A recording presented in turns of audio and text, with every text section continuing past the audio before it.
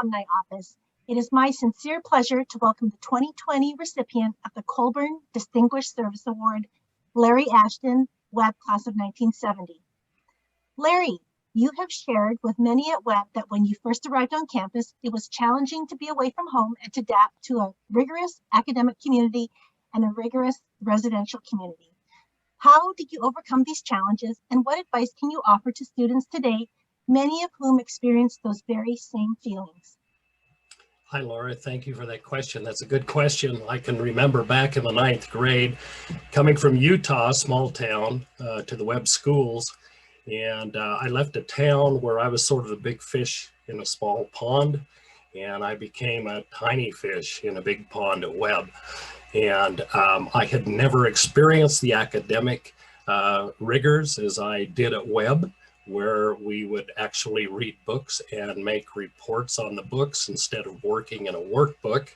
And you actually had to think. So it was a challenge for me that first year.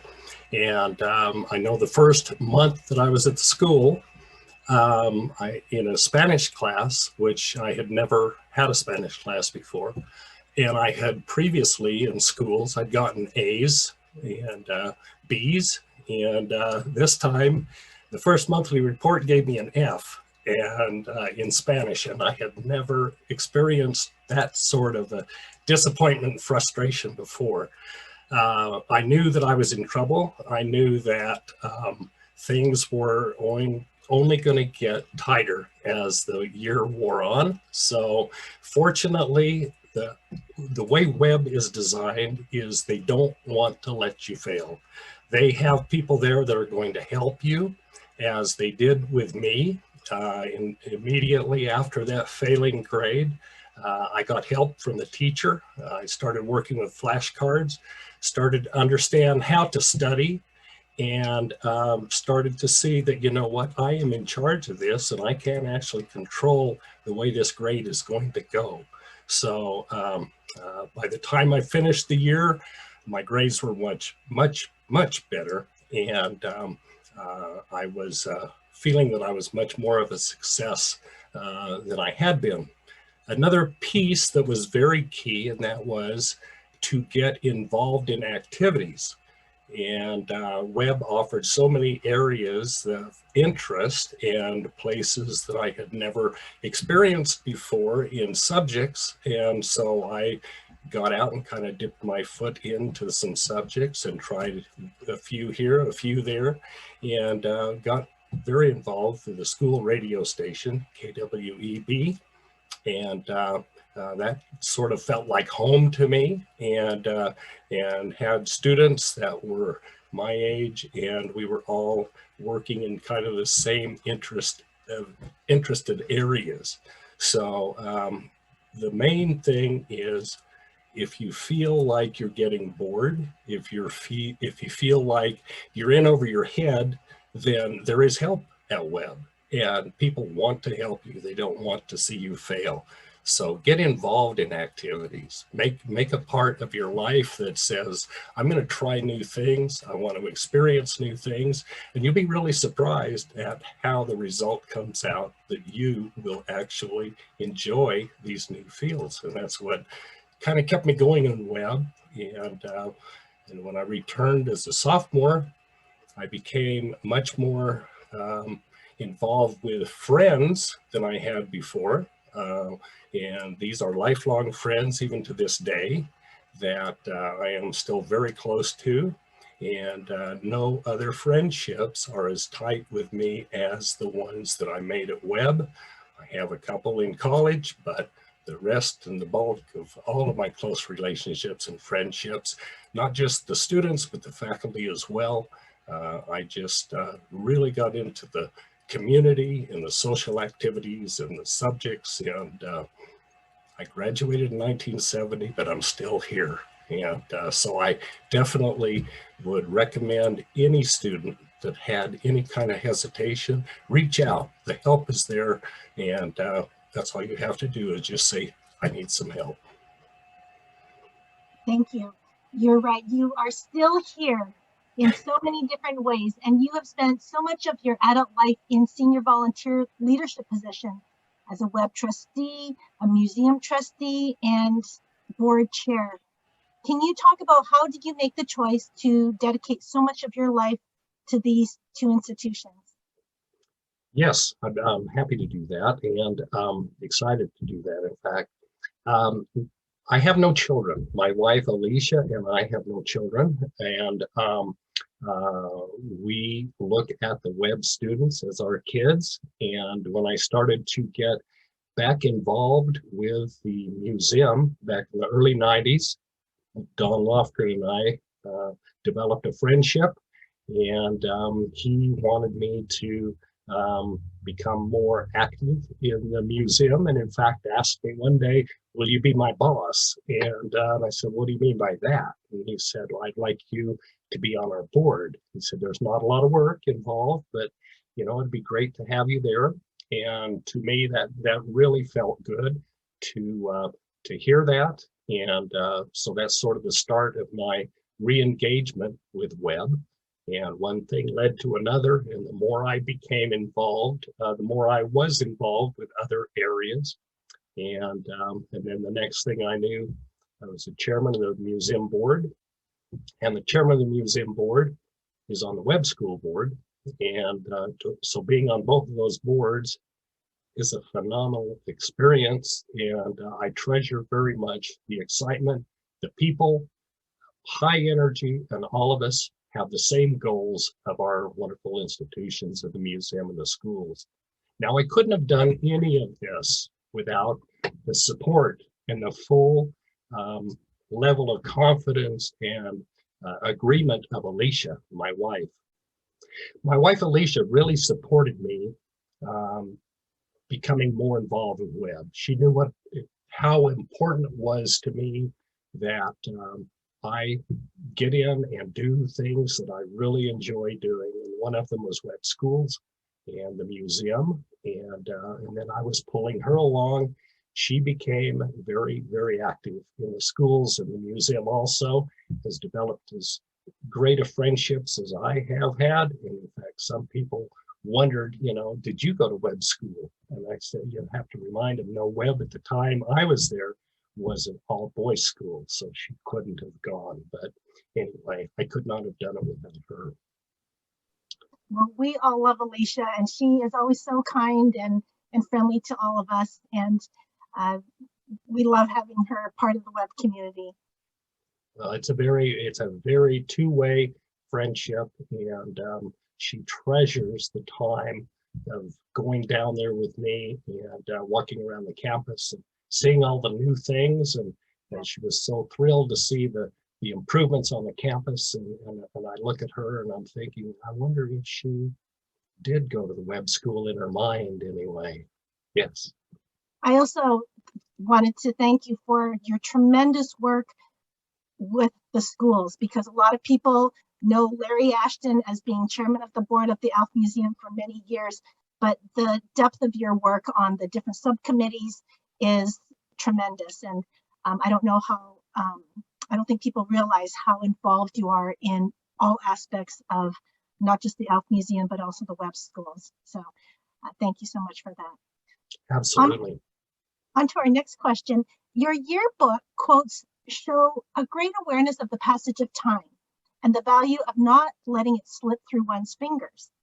You exhibit an almost uncanny appreciation for both the past and the future. Can you tell us, how did you develop this philosophical outlook?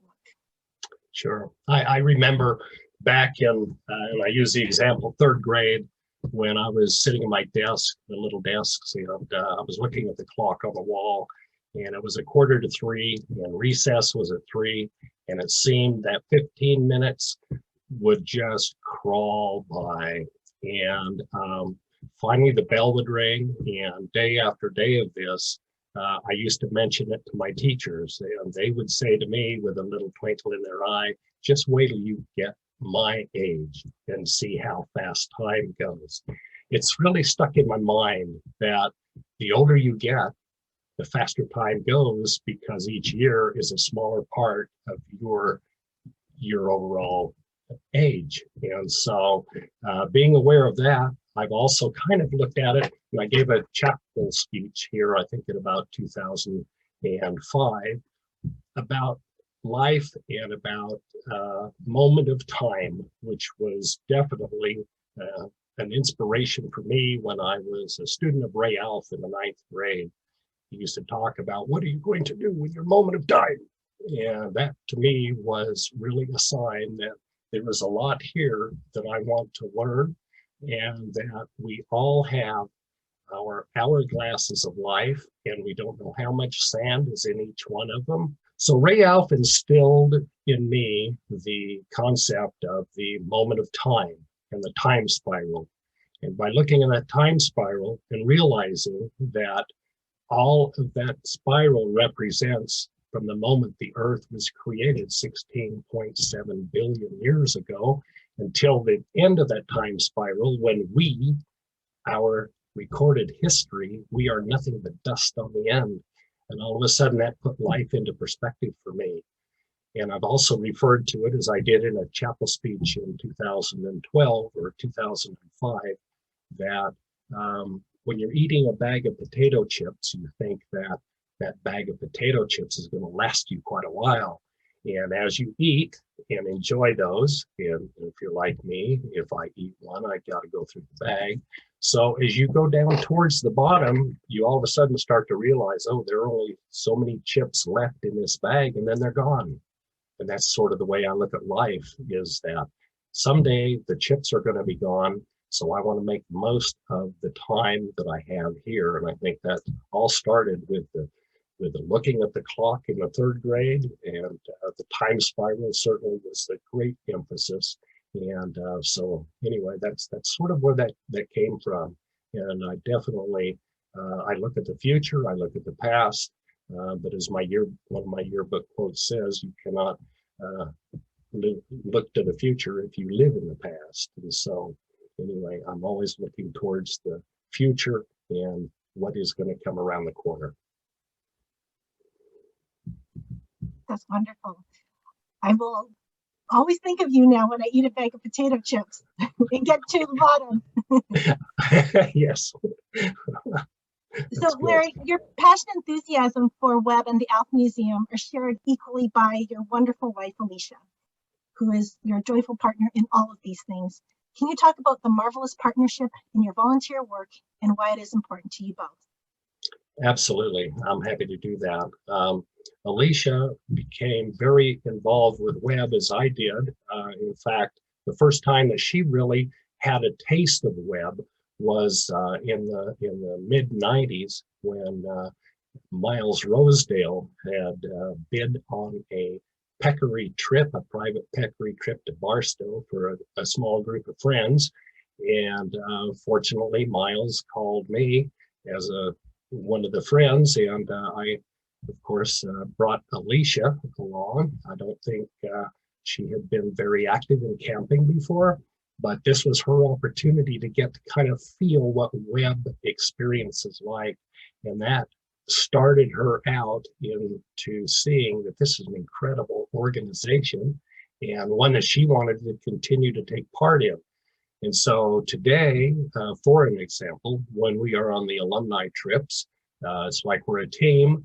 Alicia knows what she wants to do behind the scenes, and she gathers people around, and she gathers names and makes people feel very welcome to the group, and also puts all their names into the hat for the door prize drawings.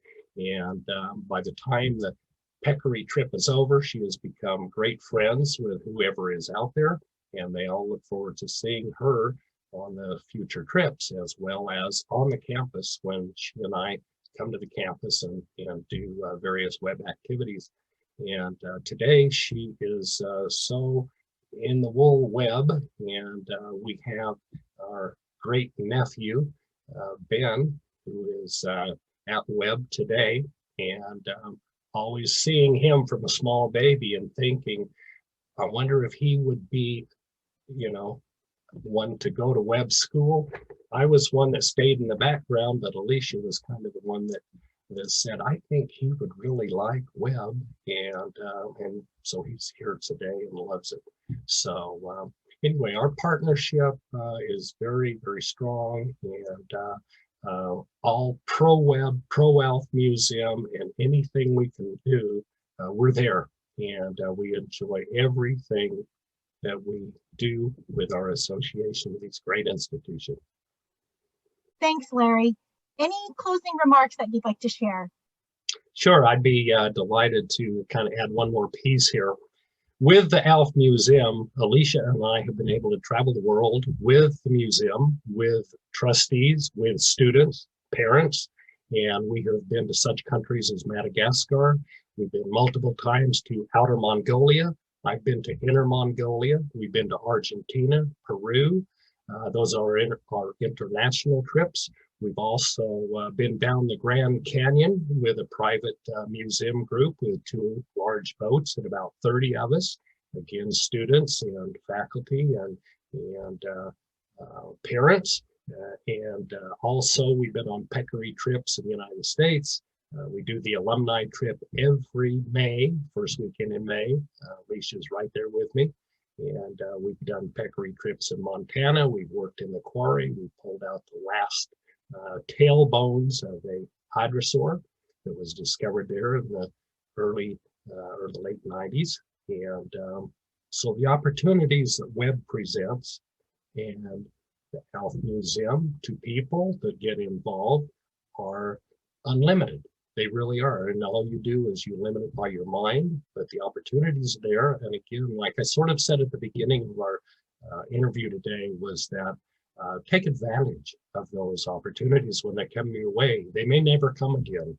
So if it comes your way once and it is a little tiny bit of interest to you, jump on it and go with it, because it might not come again. And it may be, as in this case for us, something that you want to pursue and keep going. So I highly recommend get out there and explore those interests.